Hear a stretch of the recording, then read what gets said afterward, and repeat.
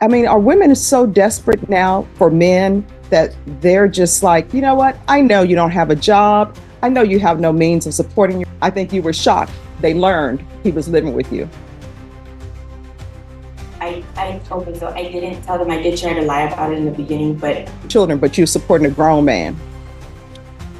I'm not going to give you a year. All right. I'm finding 2 true in each. If you enjoy real courtroom moments where one decision changes everything, make sure to subscribe. And before we continue, tell us in the comments, do you think the judge was right to reject the 1-year recommendation, or should he have accepted the deal? yes, All right. And are you saying Bianca Aguilar, who was placed on deferred adjudication in 2019 CR 10408 for the offense of possession of a controlled substance, penalty group 1, less than 1 gram, on February 24, 2021 for a term of 4 years? Is that you? All right. And do you plead true to violation of condition number 2 in that motion as well? And state, are you waiving all of the allegations? We are, Your Honor. Any objection? No, Judge. Did you understand in each cause number by pleading true to violation of condition number 1, court could find it true, grant the motion, find you guilty, sentence you up to 2 years in the state jail facility and up to $10,000 fine? Knowing that, do you still wish to plead true to violation of condition number 2 in each cause number? Then in each cause number, the court will find violation of condition number 2 true. Is there a proposed agreement? There is, Your Honor. We're asking that you adjudicate the defendant guilty, revoke her community supervision, and sentence her to 1 year in the state jail. All right. And is that what you're requesting? It is, Judge, and that the time be run concurrent, and she should have credit for time served in both cases. She has 480 in one case and 478, I believe, in the other, but she also did 9 months in safety. All right. So, and the cause number ending in 08, did she pay restitution to Waldo Castro? I guess not, Judge. Judge, if you just give me one moment. Sure. Judge, a amount of $99 for restitution was paid in 08. Okay. And was there any restitution to Gilbert Ramirez that was due? No, Judge, don't have to reference that. All right. And what has she done on probation? Your Honor, she was in drug court and she was doing fairly well in drug court. She was a couple of weeks from actually graduating and she relapsed. She completed the dual diagnosis residential facility and she completed safe P. You want to raise your right hand for me, please? Do you solemnly swear or affirm the testimony you give will be the truth and nothing but the truth, so help you God? All right, you can lower your hand, state your name for the record. Yeah. All right. So what's going on with your life? Why didn't you successfully complete probation? I got especially. Okay, you're gonna have to stop whispering. I can't hear. I went around with the wrong people again. But I was doing very well. I was able to maintain a job. I actually still have my job. They put me on a leave of absence for now. I was renting my own house. I still have my house, thank God. But I had a setback. I relapsed. All right, so there has to be more going on because felony drug court just doesn't kick you out because you relapsed. I was mixed up with the wrong crowd again, and I'm not. What does that mean, the wrong crowd? I went back to the same people that I kind of distanced myself from. But still, felony drug court, if you get involved with the wrong crowd, and I always tell people, when you say you're involved with the wrong crowd, if those people were before me, they would say, I'm involved with the wrong crowd. And I would ask them, who's the wrong crowd? And they'd say, Bianca. So at the time, when I went on a 4-day jail sanction for coming up dirty. And so when I went on this 4-day jail sanction, I was talking to a guy, and I guess the guy that I was talking to, they got word of it. I'm not sure if it was from his ex. I'm not sure exactly how, but they got word of it. They, and I know Judge Glenn had kind of like, I guess he already knew his name and everything. He told me not to contact him, but he was staying at my house while I went to the 4-day jail sanction. So when I went to the 4-day jail sanction, I did contact him, and that's when they decided to terminate me. Well, what do you mean you did contact him? He's living with you. Yeah, he was living. Why is he living with you?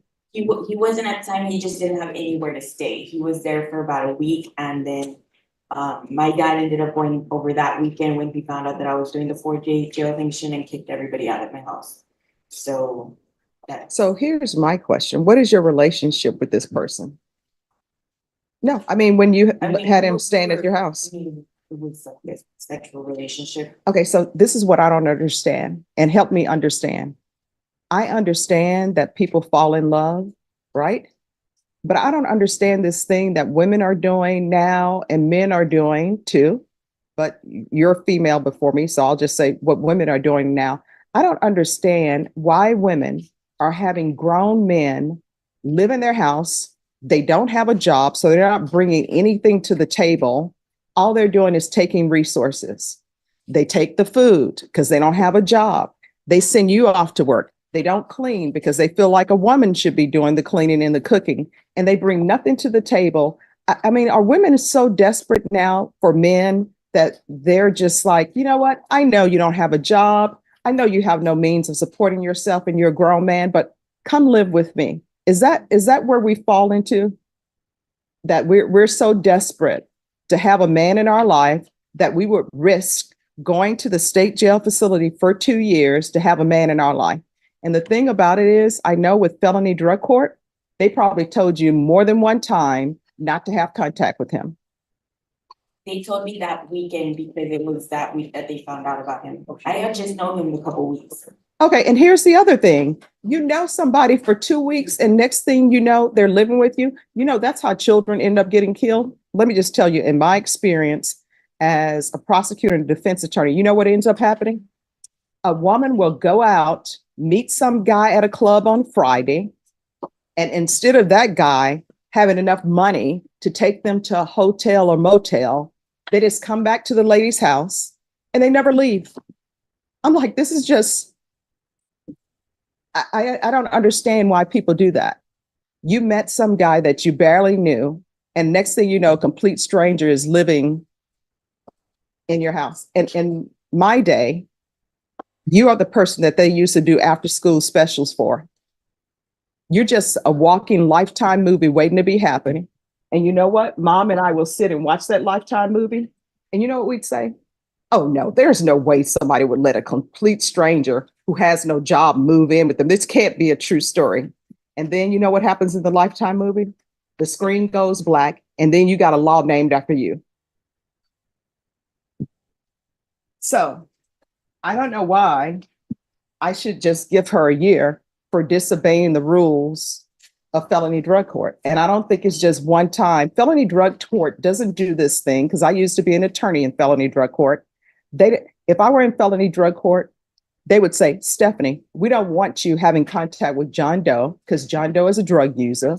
John Doe sells drugs. Don't have contact with him. And I'm like, oh, okay.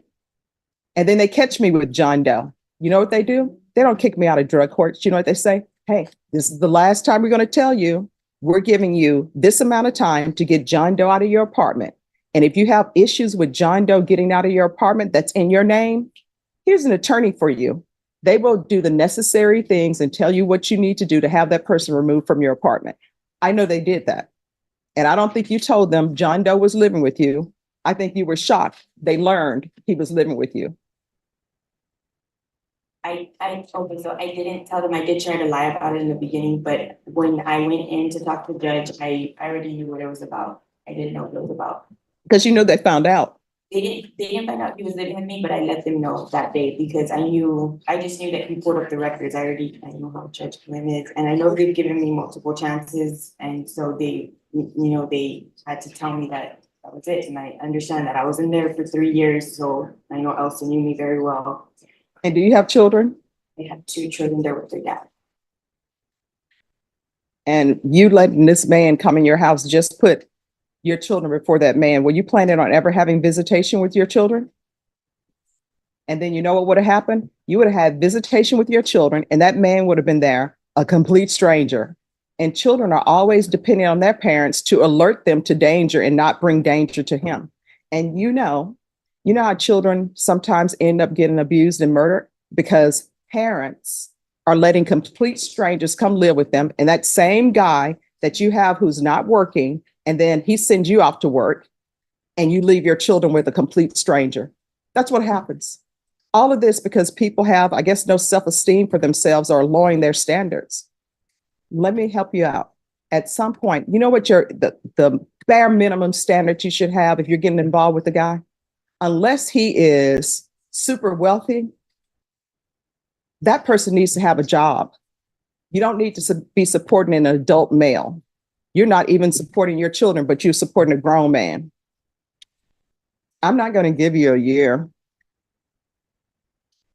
All right. I'm finding 2 true in each case. And I'm going to sentence you to 18 months in the state jail facility. Finding you guilty.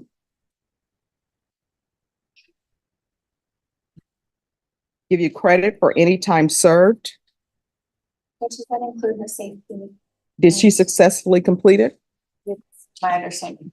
Probation, did she successfully complete safety? Yes, sir. And I believe DDR. Yes, sir. Okay. I'll give you credit for safety because you successfully completed.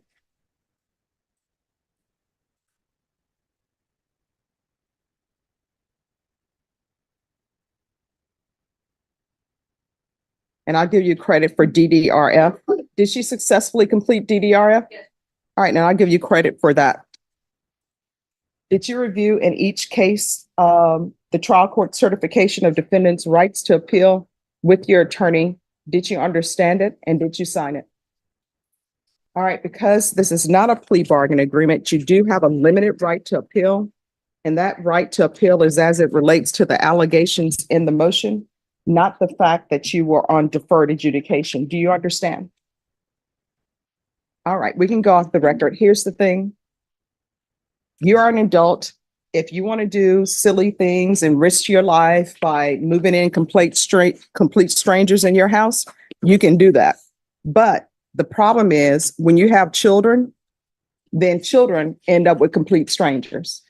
And people will always tell me they will not allow drug addicts or whoever to babysit their children. That's what you do when you move a complete stranger, a grown man who doesn't have a job. Have some standards and don't go past those standards, and don't ever let complete strangers come and live in your apartment. You understand? All right, good luck to you, okay? And when you get out, if you still have issues and you want some help with drug treatment, you can always come back to court and I'll find a place for you, okay? All right, good luck to you.